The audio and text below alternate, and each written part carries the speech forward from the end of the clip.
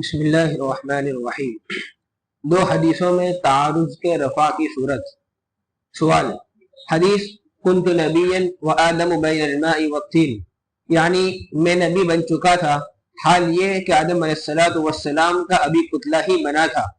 اس حدیث سے معلوم ہوتا ہے کہ آدم علیہ السلام کے وجود میں آنے سے پہلے ہی آپ علیہ السلام کو نبوت دے دی گئی تھی، اور سیر و تاریخ کی روایت سے معلوم ہوتا ہے کہ آپ علیہ السلام کو نبوت اس وقت ملی جبکہ آپ صلی اللہ علیہ وسلم 40 برس کے ہو چکے تھے۔ دونوں میں تناقض ہے۔ جواب، اولاً تو دو قضیوں میں تناقض کے تحقق کے لیے دونوں کا کیف یعنی ایجاب و سلب میں مختلف ہونا ضروری ہے۔ یہاں دونوں قضیے موجبہ ہے۔ ثانیاً باعتبار معنی کے ایک کو سالبہ مان لے تو تناقض کی شرائط وحدت ثمانیہ سے وحدت مکان مفقود ہے، کیونکہ کنت نبیًا والی حدیث عالم بالا یعنی عالم مثال سے متعلق ہے، اور 40 سال پر نبوت ملنے کی روایت عالم دنیا سے متعلق ہے۔ پس جس طرح زید فی الحجرہ اور زید فی المسجد میں تناقض نہیں ہو سکتا، زید فی الحجرہ اور زید فی المسجد میں تناقض نہیں ہو سکتا، اسی طرح ان دونوں قسم کی روایات میں بھی تناقض نہیں ہو سکتا۔ بسم اللہ الرحمن الرحیم، الحمدللہ رب العالمین، والصلاة والسلام علی سید الانبیاء والمرسلین محمد وآلہ وصحبہ اجمعین، اما بعد۔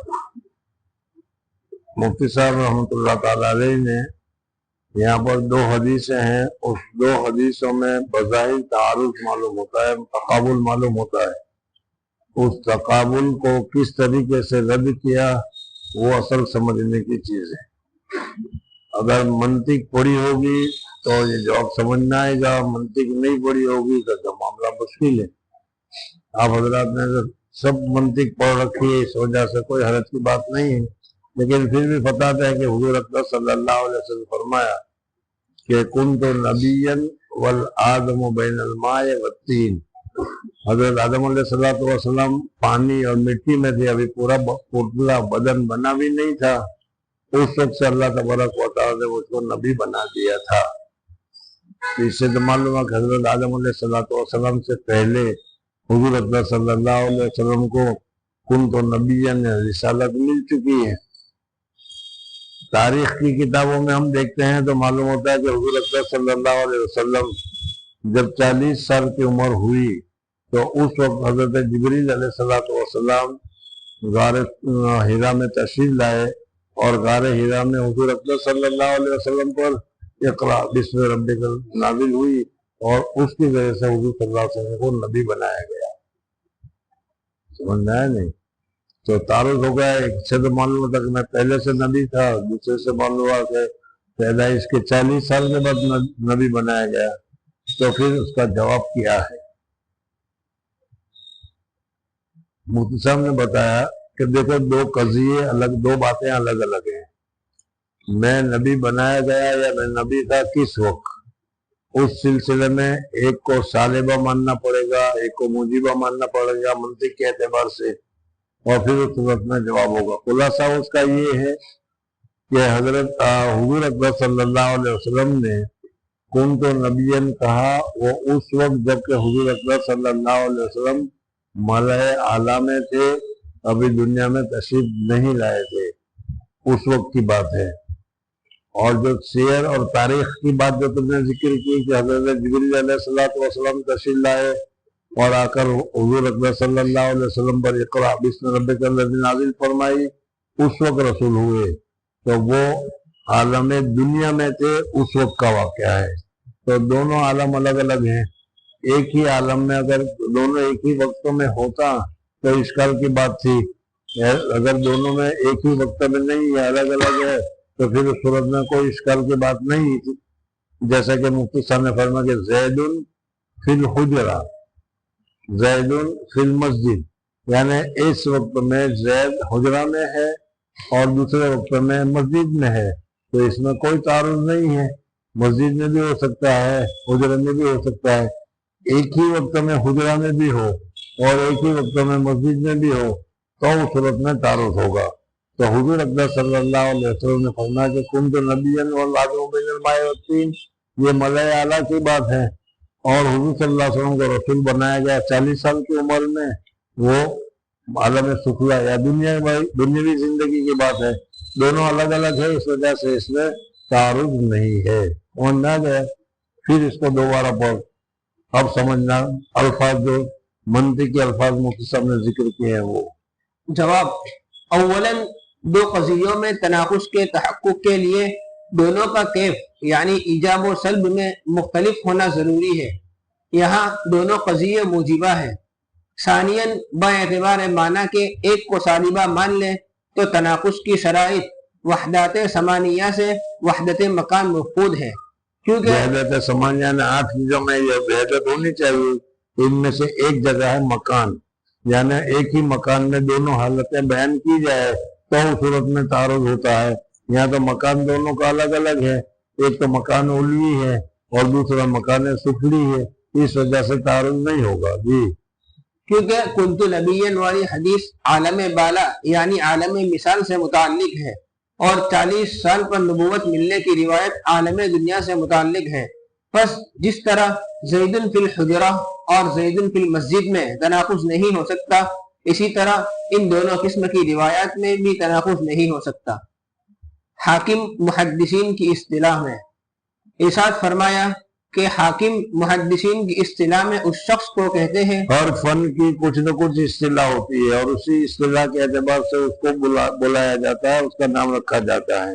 جیسے حاکم ذکر کیا گیا تو حاکم اگر سیاست کے لائن میں ہو تو اس کا معنی آیا حکومت چلانے والا حاکم ہوگا، لیکن اگر یہی حاکم حدیث کے سلسلے میں آیا، حدیث کی اصطلاح میں آیا تو حدیث کی اصطلاح میں حاکم کس کو کہتے ہیں اس کو بیان کر رہے ہیں۔ جی، ارشاد فرمایا کہ حاکم محدثین کی اصطلاح میں اس شخص کو کہتے ہیں جس کو تمام احادیث موضوعہ، غیر موضوعہ وغیرہ حفظ یاد ہو، متناً و سنداً، اور ایسے شخص پوری دنیا میں اب تک ایک ہی گزرے ہے، وہ بھی شاگرد ہے امام ابو بکر رازی رحمۃ اللہ علیہ، جو حنفی ہے، جن کی احکام القرآن ہے، 3 جلدوں میں ہے۔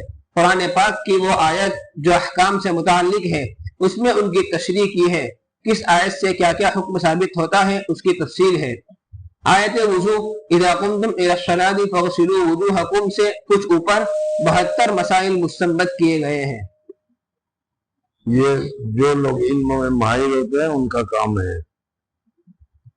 حضرت امام شافعی رحمۃ اللہ تعالی علیہ یہ استاد ہے، اور حضرت امام احمد بن حنبل رحمۃ اللہ تعالی علیہ یہ شاگرد ہے۔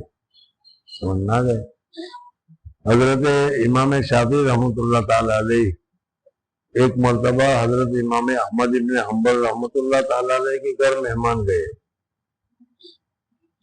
حضرت امام احمد بن حنبل رحمۃ اللہ تعالی علیہ بھی بہت اونچے درجے کے، ان کے گھر والے بھی بہت اونچے درجے کے، لڑکے لڑکیاں بھی سارے اونچے درجے کی، متقی پرہیزگار۔ بہت ہی مسرت تھی کہ آج تو ہمارے ابا کے استاد آ رہے ہیں، بڑا اعزاز کیا، بڑا احترام کیا۔ رات کو ان کی بیٹی نے، امام محمد بن حنبل کی بیٹی نے، حضرت امام شافعی رحمۃ اللہ تعالی علیہ کے لیے جہاں قیام تھا، پلنگ تھا، اس کے پاس ہی لوٹا پانی کا بھر کے رکھ دیا کہ رات کو تہجد میں اٹھے تو ان کو پریشانی نہ ہو۔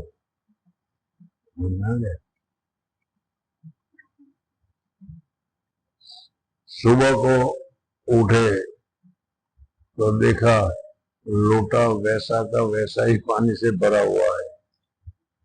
بیٹی سمجھی کہ یار خامخواہ شہرت کر رکھی ہے، بڑے بزرگ ہیں، بڑے دیکھے، بڑے یہ، تہجد کے لیے تو اٹھے نہیں، تہجد کے لیے اٹھے ہوتے تو پانی استعمال ہوتا کہ نہیں؟ سمجھ میں آ گیا؟ بہرحال پھر ناشتے کے وقت آیا، وہاں بات ہوئی تو حضرت امام شافعی رحمۃ اللہ تعالی علیہ نے کہا کہ رات کو امام احمد کے ساتھ ہم بیٹھے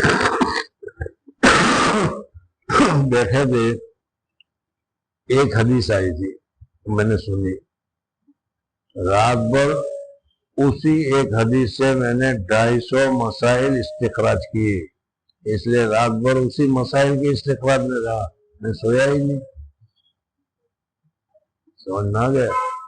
تو ابھی جو انہوں نے کہا نا کہ حاکم وغیرہ، یہ اس وقت مجھے قصہ یاد آ گیا، یہ حضرات کا کام ہی یہی ہے کہ وہ کیا ہے، ایک ایک حدیث سے، ایک ایک قرآن کی آیت سے ہزاروں مسئلے کا استخراج کرتے ہیں، اور ہمیں پتہ ہی نہیں چلتا کہ کون سا مسئلہ کہاں سے نکلا ہے۔ پھر اس کو ارشاد فرمایا کہ حاکم محدثین بھی اصطلاح میں اس شخص کو کہتے ہیں، حاکم محدثین کی اصطلاح میں اس شخص کو کہتے ہیں جس کو تمام حدیثیں صحیح ضعیف جتنی بھی ہے، امام بخاری رحمۃ اللہ تعالی علیہ کو، اکیلے امام بخاری رحمۃ اللہ تعالی علیہ کو 6 لاکھ یا 9 لاکھ حدیثیں سندن و متنن حفظیات تھی۔ سمجھ میں آ گیا؟ تو حاکم اسے کہتے ہیں کہ جس کو تمام حدیثیں سند کے اعتبار سے، متن کے اعتبار سے سب ازبر ہو، اس کو اصطلاح میں حاکم سے تعبیر کیا جاتا ہے۔ جی، حاکم محدثین کی اصطلاح میں اس شخص کو کہتے ہیں جس کو تمام احادیث موضوع، غیر موضوع، تمام احادیث چاہے وہ حدیث موضوع ہو یا حدیث غیر موضوع ہو، حدیث صحیح ہو یا جو بھی ہو، سب حدیثیں حفظ یاد ہو، اس کو حاکم کہا جاتا ہے۔ جی، احادیث موضوع، غیر موضوع وغیرہ حفظ یاد ہو، متنن و سندن، متن کے اعتبار سے بھی اور سند کے اعتبار سے بھی۔ ایسے شخص پوری دنیا میں اب تک ایک ہی گزرے ہیں، وہ بھی شاگرد ہے امام ابو بکر رازی رحمۃ اللہ علیہ کے، جو حنفی ہے، جن کی احکام القرآن ہے، 3 جلدوں میں ہے۔ قرآن پاک کی وہ آیات جو احکام سے متعلق ہیں، اس میں ان کی تشریح کی ہے، کس آیت سے کیا کیا حکم ثابت ہوتا ہے اس کی تفصیل ہے۔ آیت وضو وَإِذَا قُمْتُمْ إِلَى الصَّلَاةِ فَاغْسِلُوا وُجُوهَكُم سے کچھ اوپر 72 مسائل مستنبط کیے گئے ہیں۔ صرف اس ایک آیت سے 72 مسائل انہوں نے استخراج کیے ہیں، یہ علم ہے ان کا۔ جی، معتبر علم کون سا ہے؟ ارشاد فرمایا، بخاری شریف جلد نمبر 1 صفحہ نمبر 16 میں تعلیقاً روایت ہے، انما العلم بالتعلم۔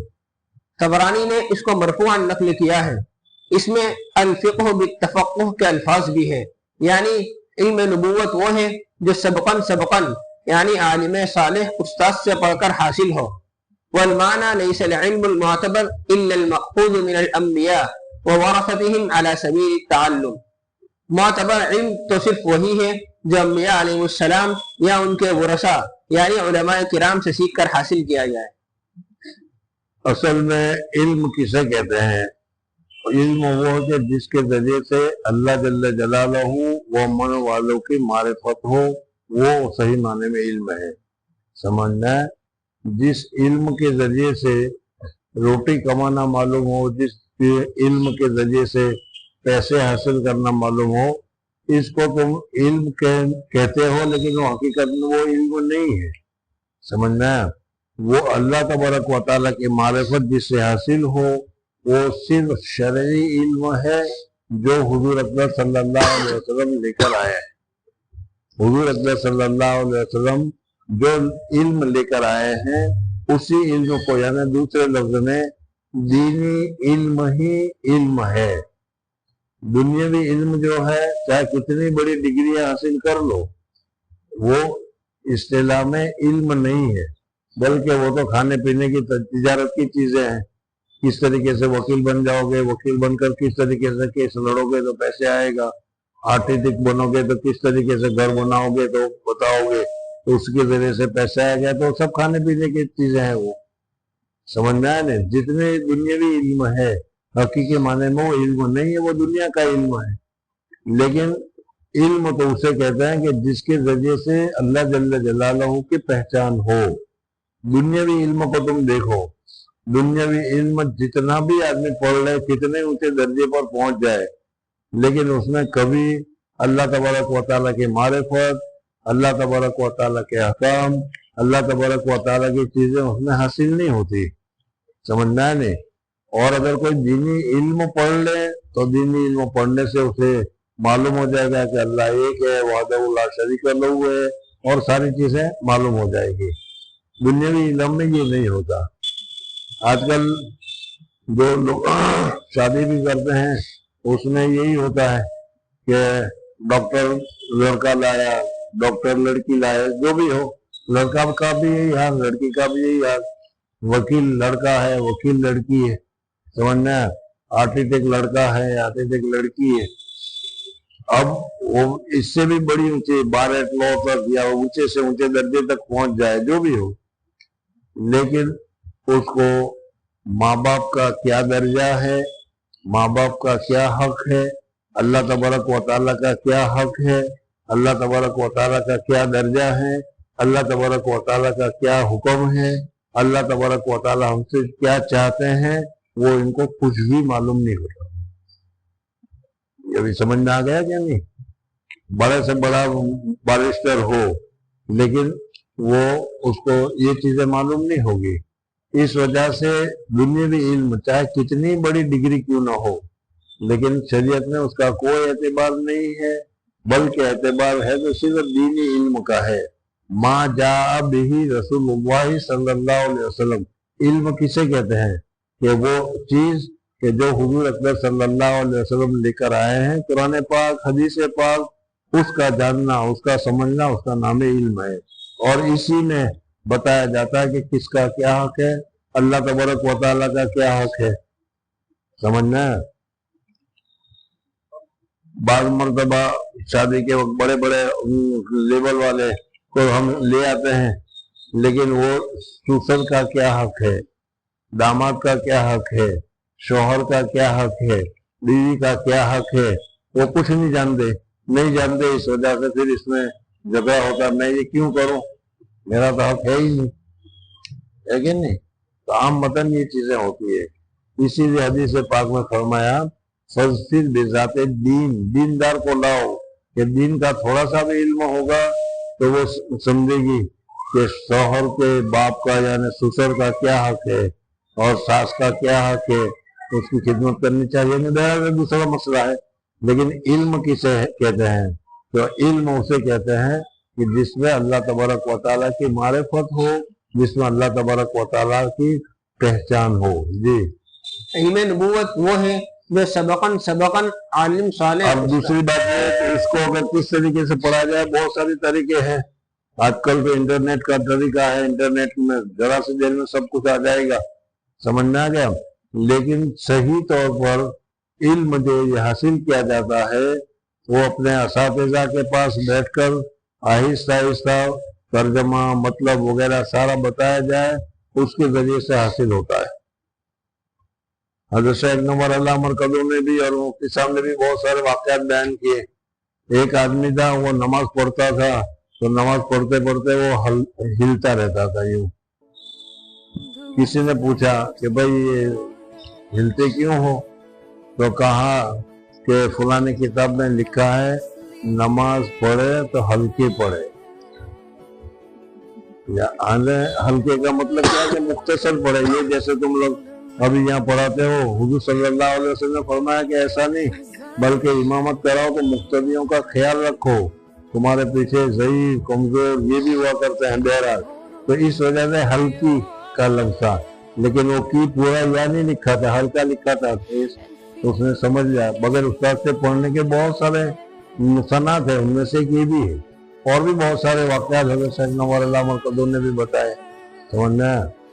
ایک آدمی نے غدر بت کر لیا، یہ تو تم نے سنا بھی ہوگا، غدر بت کا لفظ سنا کہ نہیں؟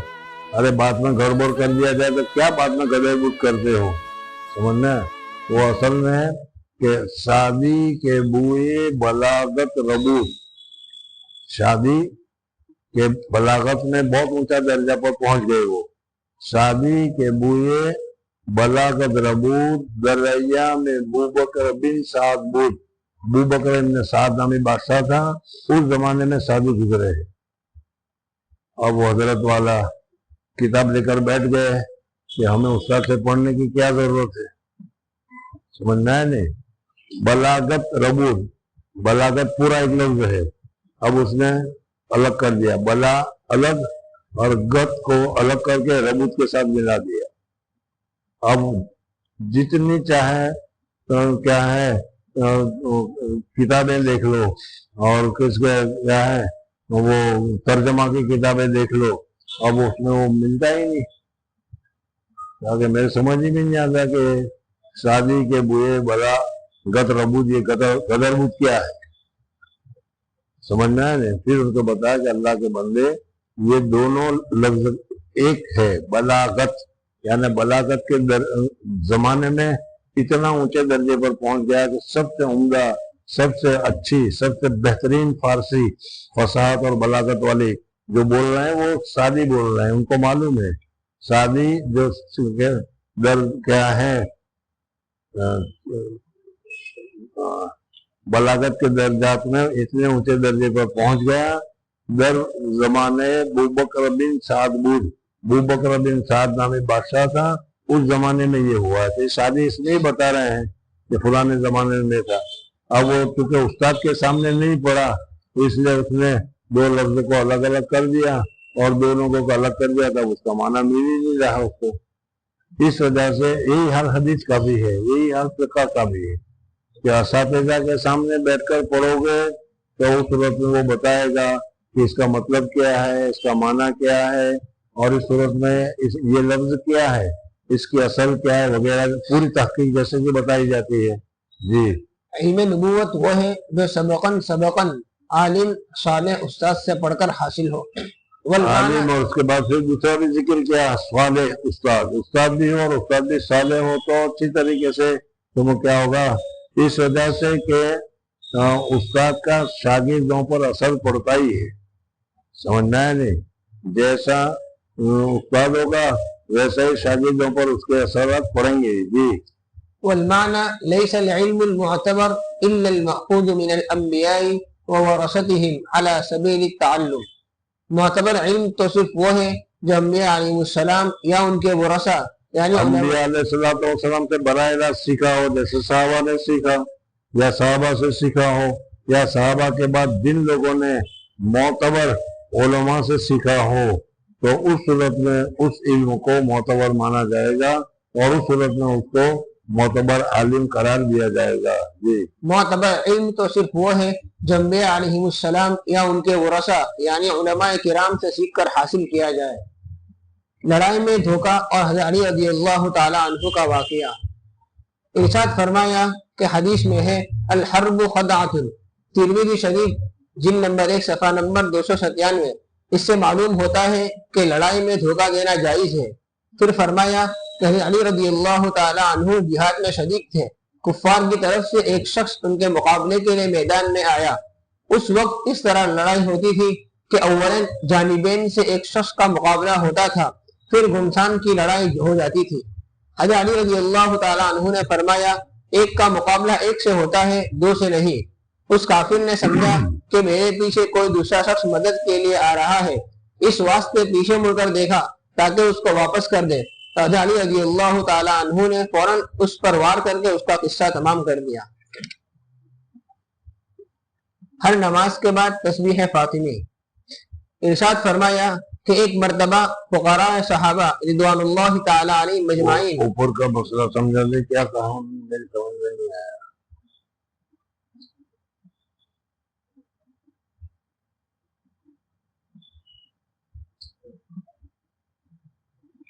جنگ میں دھوکہ دینا، ہاں، اس کے متعلق واقعہ میں یعنی کیا مطلب جنگ میں دھوکہ دینا جائز ہے؟ آپ لوگوں نے کوئی جواب دیا نہیں؟ آواز آئی نہیں؟ کہاں سے آئی؟ جنات ہوگا وہ۔ اللہ کے بندو، اردو بھی تم نہیں سمجھ پاتے تب میں کیا کروں گے؟ الحرب خدعۃ، لڑائی دھوکہ ہے۔ اب دھوکہ کا معنی کیا ہے؟ ایک تو دھوکہ ہم دیتے ہیں کسی آدمی کو، سمجھنا ہے نہیں، اور خدعۃ سے ہم وہی دھوکہ کو سمجھ رہے ہیں۔ تو حضرت مفتی صاحب فرما رہے ہیں کہ خدعہ کے معنی دھوکہ ہے، لیکن ہم ایک دوسرے آدمی کو جس طریقے سے دھوکہ دیتے ہیں उस तरीके से धोखा देने को मना कि उस तरीके धोखा देने को नहीं कहा गया। इस किस्म का धोखा देना तो मना है। और खिदा माने धोखा देना, समझ में आया कि नहीं? समझ में आया? तो ये जो खिदा और धोखा हम कहते हैं, यहाँ पर इस हदीस में जो बताया गया है अल हर्ब खिदतुन, तो यहाँ से वो धोखा मुराद नहीं है जो हम समझ रहे हैं, बल्कि वहां से धोखा दूसरी किस्म का धोखा है। और वो क्या है? उसके ऊपर हजरत अली रजी अल्लाह तआला अन्हु का वाक़या बताया कि पहले के जमाने में जंग होती थी और उस जंग में उसूल और कवानीन होते थे और उसी उसूल और कानून से जंग हुआ करती थी। सुबह सूरज निकला, जंग शुरू होगी, और सूरज गुरूब हो गया, जंग बंद। चाहे जीत रहे हो चाहे हार रहे हो, जंग बंद हो जाएगी, खलास। समझना गया? फिर इसके बाद जंग जो होगी वो आमने सामने होगी, एक दूसरे के सामने होगी। औरतों की तरह नहीं कि चुपके से पीछे से आकर छुरी मारकर भाग जाए। ये जंग नहीं है, तो धोखा दे है। अब तुम कहो कि मौजूदा जमाने की जंग, मौजूदा जमाने की जंग में बहादुर मर्दाना वाली जंग नहीं है, बल्कि जनाना जंग है। रात को सोए वो ऊपर से आकर एक क्या है बम डाल दिया, हो गई जंग। ये तो औरतें करती है। इस किस्म की जंग का एतबार नहीं। जंग तो वो है कि जिसमें आदमी सामने एक दूसरे के साथ लड़े, इसको जंग कहा जाता है। हुजूर अकबर सल्लल्लाहु अलैहि वसल्लम के जमाने में जो जंग हुआ करती थी, तो सबसे पहले हर तरफ से एक एक आदमी निकलता था और वो ये कहता था हल मिन मुबारिस, कोई मेरा मुकाबला कर सकता है? अगर मुकाबला कर सकता है तो मेरे पास आए, वो हम मुकाबला करते हैं, दोनों का मुकाबला होगा। जो जीत गया वो बच गया, जो मर गया वो हार गया। वो एक दोनों में से एक का मरना होता ही था। समझना है? जंगे बदर के वाकयात अगर तुम्हें याद हो तो जंगे बदर के वाकयात में भी यही था। जंगे ओहद के वाकयात हुए, उसमें भी यही था। तो पहले एक दूसरा निकलता था और दोनों पार्टी से, मुसलमान की तरफ से भी और काफिर की तरफ से, और वही दोनों लड़ते थे। दूसरे सब खड़े हैं, कोई किसी की नुसरत मदद कुछ नहीं कर सकता। यहाँ एक वाकया जिक्र किया गया कि हजरत अली रज़ी अल्लाह तआला अन्हु धोखा किसे कहते हैं और कैसा धोखा देना जायज है वो बताया। समझना है? हजरत अली रज़ी अल्लाह तआला अन्हु निकले, मुबारिज है कोई मेरा मुकाबला करने वाला, जो मेरा मुकाबला करने की हिम्मत रखा हो निकले। समझना है? आजकल भी कहते हैं कोई मुकाबला करने वाला जिसने अपनी माँ का दूध पिया हो आए, लेकिन अब तो होती नहीं जंग। बहरहाल हजरत अली रज़ी अल्लाह तआला अन्हु मुबारिज निकले सामने से, इधर से काफिर निकला। हजरत अली रज़ी अल्लाह तआला अन्हु ने उसको देखकर कहा, वो जो काफिर निकला उसको देखकर कहा कि भाई एक एक आदमी के साथ मुकाबला होगा, एक एक आदमी से लड़ाई होगी। ये नहीं कहा दो आदमी निकले हैं या दो आदमी आए हो तुम्हारे, ये नहीं, ऐसा कुछ नहीं कहा। सिर्फ मुबारक ने यही तो बात कही नहीं। मुबारक कहते हैं कि मुकाबला करना, और मुकाबले में तो एक ही का मुकाबला करना है। तो हजरत अली ने कहा कि एक से मुकाबला होगा। अब वो सामने वाला ने ये समझा कि मेरे साथ कोई दूसरा मेरे पीछे मदद करने के लिए आ रहा है, मेरे पीछे मेरी मदद करने के लिए आ रहा है, इसलिए हजरत अली रज़ी अल्लाह तआला अन्हु ने देख के कहा एक से मुकाबला होगा। समझना? वो ये समझा जरा देखो तो सही मेरे पास कौन आ रहा है। ये करके उन्होंने पीछे सर फिराया तो हजरत अली की तरफ से ये गाफिल हो गया। हजरत अली ने फौरन लेता गया। समझ में आ गया कि कत्ल कर दिया उसको। अब ये कत्ल करने में उसको झूठा तो कहा नहीं था। अब तुम इस पहले के अल्फाज से समझ रहे होंगे अल हर्ब खुदातुन, लड़ाई में धोखाबाजी है, तो ये धोखाबाजी होगी। ये धोखाबाजी नहीं है जैसे ये करते हैं कल से लड़ाई बंद और रात को फिर बमबारी करके चले जाते हैं, ये तो धोखाबाजी है। ऐसी धोखाबाजी इस्लाम ने इजाजत नहीं दी। हाँ ये दिया है कि हजरत अली ने कहा कि भाई कौन एक ही आदमी के साथ जंग होगी, اب حضرت علی نے تو نہیں کہا کہ 2 آدمی آ رہے ہیں 3 آدمی آ رہے ہیں یا کوئی آ رہا ہے نہیں آ رہا ہے، ایک آدمی سے جنگ ہوگی برابر ہے۔ اب یہ تیری سمجھ ہے کہ تو یہ سمجھا کہ میرے پیچھے کوئی آ رہا ہے، پیچھے دیکھا غفلت ہو گئی، موقع مل گیا اڑا دیا اس کو، تو یہ ایسا خدا ایسا دھوکہ یہ جائز ہے جو حقیقت میں دھوکہ نہیں ہے لیکن دھوکہ ہی ایک قسم کا۔ جی اب پڑھ اس کو پھر دیکھ۔ ارشاد فرمایا کہ حدیث میں الحرب خدعۃ، ترمذی شریف جلد نمبر 1 صفحہ نمبر 297، اس سے معلوم ہوتا ہے کہ لڑائی میں دھوکہ دینا جائز ہے۔ پھر فرمایا کہ حضرت علی رضی اللہ تعالی عنہ جہاد میں شریک تھے، کفار کی طرف سے ایک شخص ان کے مقابلے کے لیے میدان میں آیا۔ اس وقت اس طرح لڑائی ہوتی تھی کہ اولاً جانبین سے ایک شخص کا مقابلہ ہوتا تھا، پھر گھمسان کی لڑائی ہو جاتی تھی۔ مبارز کہا جاتا تھا، جی حلب مبارز۔ جی حضرت علی رضی اللہ تعالیٰ عنہ نے فرمایا ایک کا مقابلہ ایک سے ہوتا ہے 2 سے نہیں۔ اس کافر نے سمجھا کہ میرے پیچھے کوئی دوسرا شخص مدد کے لیے آ رہا ہے، اس واسطے پیچھے مڑ کر دیکھا تاکہ اس کو واپس کر دے۔ حضرت علی رضی اللہ تعالیٰ عنہ نے فوراً اس پر وار کر کے اس کا قصہ تمام کر دیا۔ ہر نماز کے بعد تسبیح فاطمی۔ ارشاد فرمایا کہ ایک مرتبہ فقراء صحابہ رضوان اللہ تعالیٰ علیہم اجمعین حضور اقدس صلی اللہ علیہ وسلم کے پاس آئے اور کہا، یہ تو مشہور حدیث ہے اور آپ حضرات جانتے بھی ہیں، اور میرا خیال ہے آپ حضرات کا معمول بھی ہوگا۔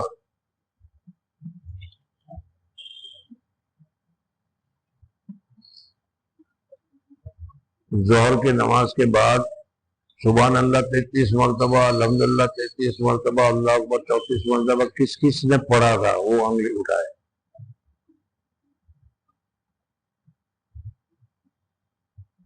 دیکھیں تمہارا معمول ہے وہ میں نے بتا دیا ہے، تمہیں معمول ہے، ہاں ہمارا معمول ہے، یہ کہنے سے میں مروب نہیں ہو جاتا۔ ہاں اگر ابھی اصل میں کہا ہوتا تو سب اٹھا دیتے کہ ہم نے پڑھا ہے، ہم نے پڑھا ہے۔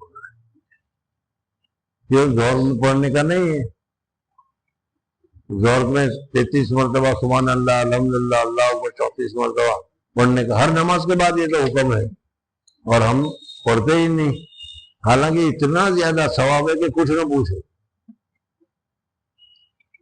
ایک آدمی نے مجھے پوچھا کہ بھائی اتنا زیادہ ثواب ہے پھر کیسے لوگ نہیں پڑھتے ہیں؟ میں نے کہا یہی تو کمال ہے کہ شیطان بالکل عین وقت پر ایسی بات یاد دلا دیتا ہے، ایسا کام یاد دلا دیتا ہے کہ ہم پڑھنا بھول جاتے ہیں کہ وہ کام جلدی ہے، وہ کام کرو، وہ ثواب سے وہ روک دیتا ہے۔ شیطان کا کام ہی تو ثواب سے روکنا ہے۔ حضور اقدس صلی اللہ علیہ وسلم کے پاس میں سبق میں بتایا کرتا ہوں کہ ہمارے درمیان اور صحابہ کرام رضوان اللہ تعالی علیہ مجمعین کے درمیان ایک بنیادی فرق ہے، ایک بنیادی فرق ہے، اگر وہ فرق مٹ جائے تو آپ سارے مسائل حل ہو جاتے ہیں۔ صحابہ کرام رضوان اللہ تعالی علیہ مجمعین کے درمیان دنیا یا دنیا کی کوئی سی بھی نعمت اس کی کوئی قدر و قیمت نہیں تھی۔ ان کے نزدیک قدر و قیمت تھی تو نیکیوں کی قدر قیمت تھی، جس میں نیکیاں زیادہ ملتی ہو وہ کم کرو، اور ہمارے یہاں بالکل عکس، جس میں زیادہ پیسے ملتے ہوں وہ کام کرو، اور جس میں پیسے نہ ملتے ہوں اس کام کی کوئی قدر و وقت نہیں ہے۔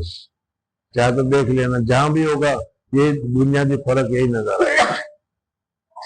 حضرت عبداللہ ابن عمر رضی اللہ تعالیٰ عنہ کا واقعہ حدیث میں ذکر کیا گیا ہے کہ انہوں نے حضرت عائشہ صدیقہ رضی اللہ تعالیٰ عنہ سے بات سنی پردے کے پیچھے کہ حضور صلی اللہ علیہ وسلم نے فرمایا کہ جو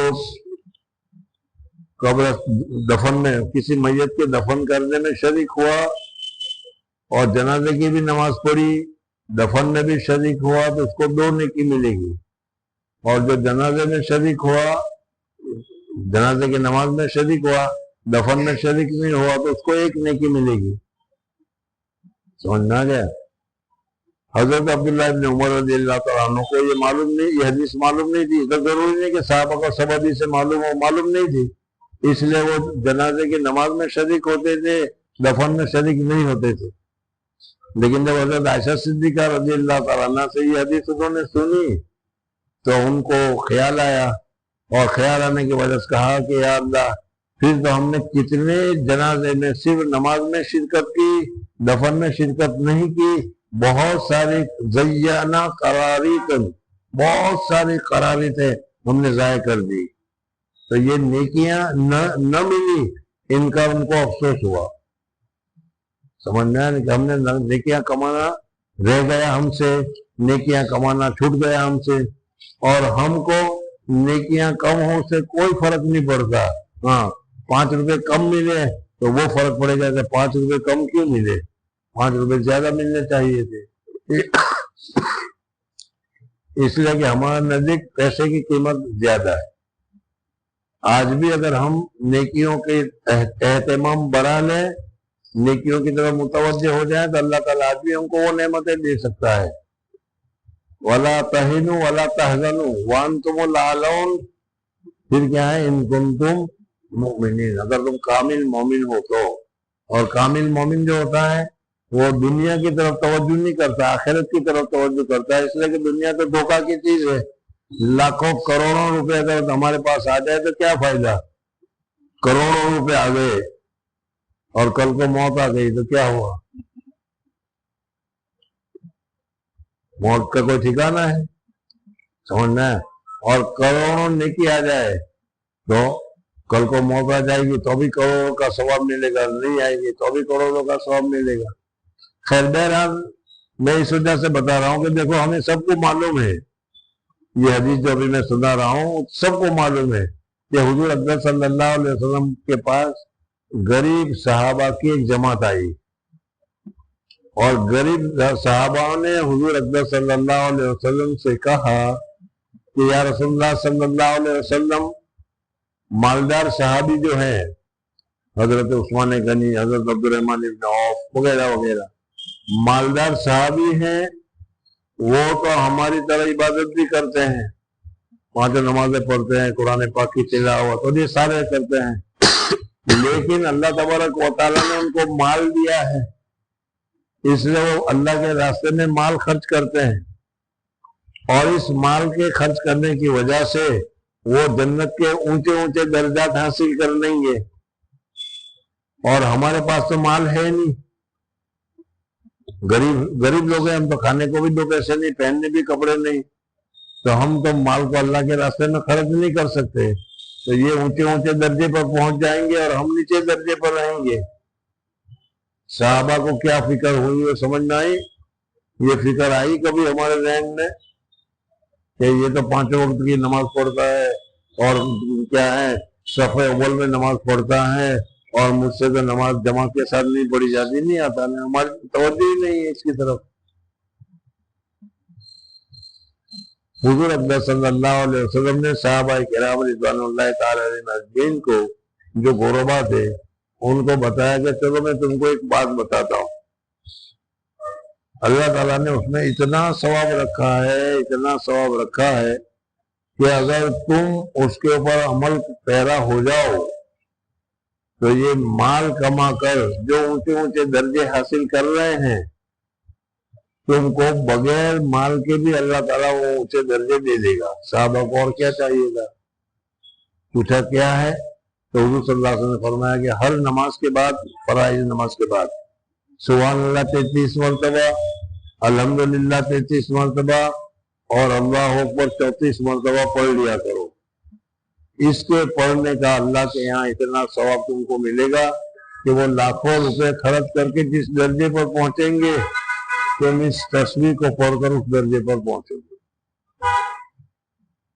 غربا فقیر صحابہ خوش ہو گئے، واہ واہ، بہت بڑا کام مل گیا، تو بہت اچھی بات مل گئی، اور انہوں نے پابندی کے ساتھ پڑھنا شروع کر دیا۔ لیکن وہ صحابہ جو تھے وہ بھی حضور صلی اللہ علیہ وسلم کے زمانہ کے تھے مالدار، ہمارے یہاں کے مالدار ہوتے تھے کہ کر دیں تو ان کو، ہم جو پیسے کما کر جو درجات حاصل کر رہے ہیں وہ بہت اونچے ہیں، ہم کو ضرورت نہیں ہے۔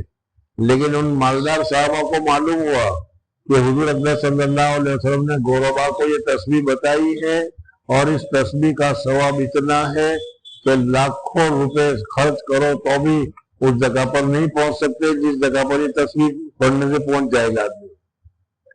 تو پھر صحابہ نے کہا کہ ہم بھی شروع کر دیتے ہیں، ہم بھی پڑھتے ہیں۔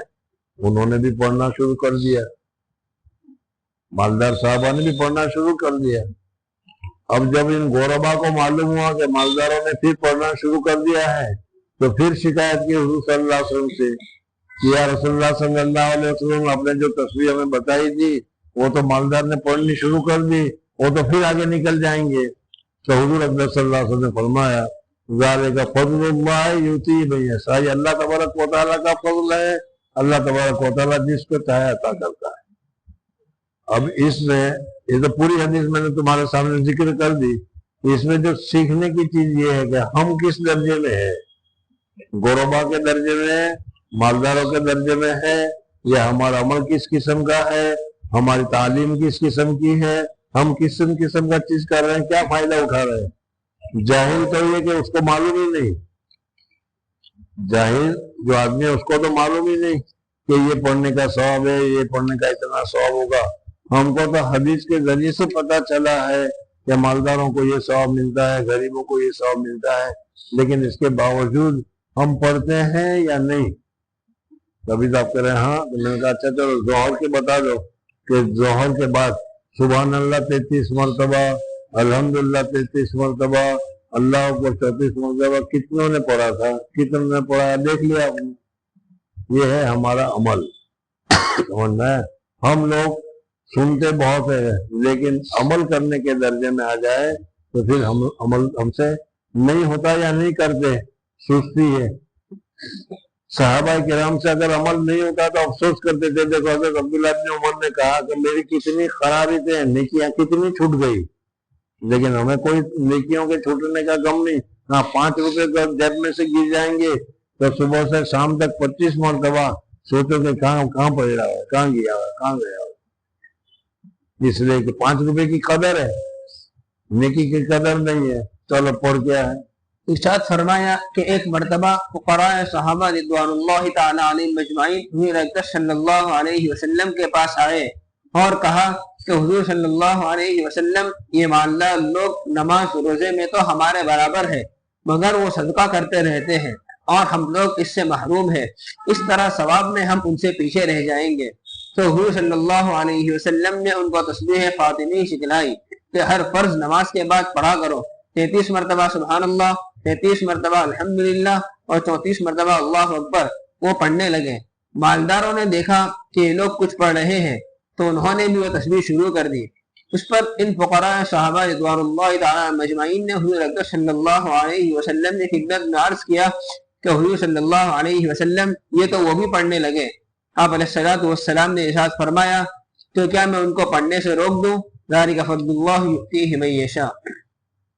حضرت عائشہ رضی اللہ تعالی عنہا کے حسب مراتب اکرام کرنے پر اشکال اور جواب۔ دریافت کیا گیا کہ حضرت عائشہ رضی اللہ تعالی عنہا کے فعل سے جو مہمان کے اکرام میں فرق مراتب پر استدلال کیا جاتا ہے اس پر اشکال ہے۔ وہ یہ ہے کہ حضرت عائشہ رضی اللہ تعالی عنہا نے ایک سائل کو روٹی کا ٹکڑا عنایت فرمایا، دوسرے سائل کا دسترخوان پر اکرام فرمایا۔ یہ 2 وقت کا قصہ ہے، اس سے ایک ہی وقت میں فرق مراتب کے مطابق اکرام کرنے پر استدلال درست نہیں، کیونکہ مختلف اوقات میں ایسا ہونے سے ادنا مرتبے کی دل شکنی نہیں۔ ایک ہی وقت میں آمنے سامنے ایک دسترخوان پر ایسا کرنے میں ایک کی دل شکنی، اگر ایک ہی وقت میں ہو تو دل شکنی ہوگی، لیکن ایک وقت کسی کو چائے پلا دی اور دوسرے کو کسی کو بریانی کھلا دی تو اس میں کوئی بھی بات نہیں ہے۔ جی، ایک ہی وقت میں آمنے سامنے ایک دسترخوان پر ایسا کرنے میں ایک کی دل شکنی، دل آزاری ہے۔ اس پر فرمایا کہ حضرت عمر رضی اللہ تعالی عنہ کی مجلس میں ایک شخص نے پہلے سے بیٹھے ہوئے لوگوں کو پھلانگتے ہوئے آگے آنا چاہا۔ حضرت عمر اصل بیٹھنے کے مجلس کا جو طریقہ بتایا جاتا ہے مسجد میں بھی، پہلی صف میں دوسری صف میں بیٹھنے کا، کہ پہلی صف پوری کرو پھر اس کے بعد دوسری صف پوری کرو، لیکن آج کل ہمارے یہاں یہ ہوتا ہے کہ تیسری چوتھی صف پوری کر دیتے ہیں اور پہلی صف خالی رہتی ہے۔ اب اگر کوئی آئے گا نیا تو اس کو پھلان کر جانا پڑے گا، سمجھنا ہے نا, پھلان کر جانا پسندیدہ نہیں ہے, بے ادبی ہے. لیکن جب تم خود ہی بے ادبی چاہتے ہو تو شریعت کیا کرے گی؟ اگر تم کو بے ادبی نہیں چاہتی تو تم آگے جاتے, پہلی سب میں بیٹھ جاتے. لیکن تمہیں نے تیسری سب اختیار کی ہے تو اب وہ جانے والا آگے تو جائے گا, تو یہ کود کر جائے گا تمہارے کمبے کے اوپر سے چل کر جائے گا, وہ یہ بے ادبی ہے. جی. حضرت عمر رضی اللہ تعالیٰ عنہ کی مجلس میں ایک شخص نے پہلے سے بیٹھے ہوئے لوگوں کو پھلانگتے ہوئے آگے آنا چاہا. حضرت عمر رضی اللہ تعالیٰ عنہ نے اس کو ڈانٹ دیا اور فرمایا وہیں بیٹھو. وہیں بیٹھو, اس لیے کہ جہاں تمہیں جگہ مل جاتی ہے وہیں بیٹھنا چاہیے. پھلان کر جگہ کو سامنے والے کو کود کر جانا جائز نہیں ہے جبکہ سامنے جگہ نہ ہو. لیکن اگر سامنے جگہ ہو, جیسے میں نے ابھی مثال بتائی, پہلی سب میں بہت ساری جگہ ہوتی ہے تو اس صورت میں پھر پھلان کر جانا جائز اور درست ہے. جی. اسی مجلس میں دوسرے صاحب چپکے سے آ کر مجلس کے اخیر میں پیچھے بیٹھنے لگے. حضرت عمر رضی اللہ تعالیٰ عنہ نے دیکھ لیا تو فرمایا کہ آگے آ جائیں اور لوگوں سے کہا کہ ان کو راستہ دے دو. یہ فرق مراتب تو ان کے یہاں بیٹھنے میں تھا, ایک ہی مجلس میں تھا. اس لیے کہ ہر ایک آدمی کا درجہ الگ الگ ہوا کرتا ہے. ہر ایک کو ایک ہی لکڑی سے ہانکنا یہ مناسب نہیں ہے. کوئی بڑا آدمی ہے, عالم ہے, اس عالم کو بھی کہو کہ جہاں آ جائے وہاں بیٹھ جاؤ, یہ تو اچھا نہیں ہے. اگر بڑا آدمی آ جائے تو پھر ان کو بلانا چاہیے کہ حضرت آگے تشریف لائیے, آپ لوگوں کو بھی چاہیے کہ راستہ چھوڑ دینا چاہیے. جی. ایک مرتبہ رؤساء قریش میں سے کوئی صاحب جو تاخیر سے مسلمان ہوئے تھے حضرت عمر رضی اللہ تعالیٰ عنہ کے مکان پر پہنچے. اندر آنے کی اجازت چاہی, آپ نے اجازت نہیں دی. دوسرے کے صاحب بھی ایسے ہی پہنچے, ان کو بھی اجازت نہیں دی. تیسرے صاحب بھی ایسے ہی پہنچے, ان کو بھی اجازت نہیں دی.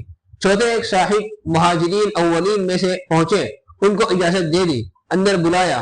اس پر ان تینوں نے آپس میں کہا دیکھو ہمارے ساتھ کیسا برتاؤ کیا. یعنی حضرت عمر رضی اللہ عنہ نے ہمارے ساتھ کیسا برتاؤ کیا کہ ہمیں اندر جانے کی اجازت نہیں دی اور وہ فلانا آ گیا تو اس کو پہلے بلا لیا. جی. اس پر ان تینوں نے آپس میں کہا دیکھو ہمارے ساتھ کیسا برتاؤ کیا, ہماری کس طرح ذلت کی. یہ تو ذلت ہے کہ اس کو عزت دی, بلایا اور ہم کو بھی اجازت نہیں دی, ہماری ذلت ہوئی. جی. بعد میں وہ حضرت عمر رضی اللہ تعالیٰ عنہ سے ملے تو عرض کیا کہ ہم سے کسی طرح یہ ذلت دور بھی نہیں ہو سکتی, آپ نے ہمارے ساتھ ایسا سلوک کیا. فرمایا کہ حضور اکرم صلی اللہ علیہ وسلم نے جب لوگوں کو اسلام کی دعوت دی تو آپ لوگوں نے اس کی مخالفت کی. حضرت عمر فاروق رضی اللہ عنہ نے جواب دیا کہ دیکھو بھائی, جو فلانا آیا تھا وہ مہاجرین قدیم تھا, یعنی بہت ابتدائی دنوں میں اسلام لانے والا تھا, اور جو حضور صلی اللہ علیہ وسلم نے جب اسلام کی دعوت دی اس وقت مسلمان ہوتا تھا ان کو بڑی اذیتیں, بڑی تکلیفیں پہنچائی جاتی تھی. حضرت بلال رضی اللہ تعالیٰ عنہ مسلمان ہو گئے تھے تو حضرت بلال رضی اللہ تعالیٰ عنہ کو کتنی تکلیفیں پہنچتی تھی وہ آپ حضرت کو معلوم ہے, سمجھنا ہے نہیں. تو حضرت عمر فاروق رضی اللہ تعالیٰ نے فرمایا کہ تم بھی مسلمان ہو, تم بھی صحابہ ہو, تم بھی ٹھیک ہو, سب برابر ہے. لیکن وہ آدمی جو تھا وہ ابتدائی طور پر شروعات میں ابتدائی دنوں میں اسلام لانے والا تھا, اور ابتدائی دنوں میں اسلام لانے والوں کو جو مشقتیں, جو تکلیفیں, جو پریشانیاں ہوئی ہے اس کا تمہیں اندازہ نہیں. تو میں نے اس وجہ سے ان کو اجازت دی کہ بیچارہ نے اسلام میں بہت تکلیفیں اٹھائی ہے, اتنی تکلیفیں تم کو اٹھانے کا نوبت اور موقع نہیں آیا. جی. فرمایا تو حضور اکرم صلی اللہ علیہ وسلم نے جب لوگوں کو اسلام کی دعوت دی تو آپ لوگوں نے اس کی مخالفت کی. یعنی آپ لوگوں نے مخالفت کی, حضور صلی اللہ علیہ وسلم نے دعوت دی لا الہ الا اللہ محمد رسول اللہ کی, تو تم لوگوں نے انکار کیا. پھر جب حضور صلی اللہ علیہ وسلم کا فتح مکہ ہو گیا تب اذا جاء نصر اللہ والفتح ورأیت الناس يدخلون فی دین اللہ افواجا, پھر عام طور پر لوگ مسلمان ہونے لگے, لیکن وہاں تک تو کتنے سال تکلیف اٹھانی پڑی. جی. آپ لوگوں نے اس کی مخالفت کی, بے حد اس کی اشاعت میں رکاوٹیں ڈالی اور آپ صلی اللہ علیہ وسلم کے ہمراہیوں کو خوب اذیتیں پہنچائی. اس لیے آپ کا مرتبہ ان لوگوں کے برابر کیسے ہو سکتا ہے؟ اس لیے جو پہلے مسلمان ہوئے ان کا درجہ بڑا ہوا ہے اور آپ بعد میں مسلمان ہوئے اس لیے آپ کا درجہ ان سے گھٹیا ہے. اس وجہ سے اگر میں نے ان کو عزت دے دی تو یہ صحیح کام کیا. اس لیے آپ کا مرتبہ ان لوگوں کے برابر کیسے ہو سکتا ہے جو مہاجرین اولین میں سے ہے؟ اگر اسلام کی اشاعت میں اتنی ہی کوشش کرو جتنا کہ اس کی مخالفت میں کوشش کی تھی تو شاید اس کی تلافی ہو جائے۔ یعنی حضرت مفتیٰ فرماتے ہیں کہ جس وقت ابتدا میں تو مسلمان نہیں ہوئے تھے، اور مسلمان جس وقت نہیں ہوئے تھے اس وقت حضور صلی اللہ علیہ وسلم کی مخالفت کی، صحابہ کی مخالفت کی، جماعت سے نماز تک نہیں پڑھنے دیتے تھے، سمجھنا ہے نہیں؟ تو اب اگر تم جس طریقے سے مخالفت کی تھی اتنی اسلام کی نشر و اشاعت میں کوشش کرو تو کچھ معاملہ بن سکتا ہے۔ سنا ہوگا تم لوگوں نے کہ بابری مسجد کو توڑنے والا ایک ہندو تھا، اس نے سب سے پہلا محاورہ مارا تھا، اللہ تعالیٰ نے اسے توفیق دی تو اس نے کہا کہ میں ایک مسجد تو توڑی، غلطی ہو گئی، لیکن اب میں اس ایک مسجد کی جگہ پر 100 مسجدیں نہیں بناؤں گا، اور اسی ایک آدمی نے 100 مسجدیں بنائی۔ تو یہ ہے کہ جیسی مخالفت تم نے کی تھی اس مخالفت کے برابر اگر کام کر کے بتاؤ تو بات صحیح ہے، لیکن اگر ایسا کام نہ کرو تو معاملہ مشکل ہے۔ بہرحال بہت ساری چیزیں ہیں، ہم لوگوں کو اسی طریقے سے اکرام مسلم کرنے کا حکم دیا جاتا ہے، اور اسی وجہ سے کہ تم سے عمر میں جو بڑا ہے اس کا اکرام کرو، بڑا ہے تو نیکیاں اس نے زیادہ کی ہوگی، لیکن ہم نیکیاں کی جگہ کہتے ہیں کہ اس نے گناہ زیادہ کیا ہے، ہمارا الٹا ہی دماغ چلتا ہے۔ تو اس وجہ سے بہرحال ہم لوگوں کو چاہیے کہ اپنے اخلاق کو درست کریں، اعمال کو درست کریں، اور جو حدیثیں ہم پڑھ رہے ہیں، جو مسائل ہم پڑھ رہے ہیں، اس کو کم سے کم اپنی زندگی میں عمل ابھی سے شروع کر دیں۔ ابھی شروع میں بات گزری تھی، ابھی اور نئے بچے آئے تو اس لیے اب ان کو کہو تو بھی یہی معلوم ہوگا، سنتے تو ہر مرتبہ ہے۔ ابھی اذان ہوگی مغرب کی اذان پوری ہوگی تو 1 یا 1.5 منٹ کا وقفہ ہوتا ہے، مجھے اس وقت وہ حدیث یاد آتی ہے کہ حضور صلی اللہ علیہ وسلم نے فرمایا کہ جس نے اذان سن کر میرے لیے دعا کہ اللہ رب هذه دعوت تامہ والصلاۃ، میری سفارش اس کے اوپر اتر پڑے گی، لازم ہو جائے گی، یعنی اس آدمی کی میں سفارش کروں گا یہ لازم ہو جائے گی۔ اب کتنے پڑھتے ہیں اللہم رب هذه الدعوۃ التامہ والصلاۃ القائمہ آت محمد الوسیلۃ والفضیلہ وبعث مقاما محمودا؟ ابھی مغرب میں کتنے پڑھیں گے، عصر میں کتنے پڑھیں گے؟ نہیں پڑھتے۔ مولانا یونس صاحب جونپوری رحمۃ اللہ تعالی علیہ، ان کی ایک مقولہ مجھے یاد آتا ہے، وقت ہو گیا، وہ کہتے ہیں کہ اس سے اچھا تو تھا کہ ہم گاؤں کے مکتب میں پڑھتے تھے۔ کل کو سر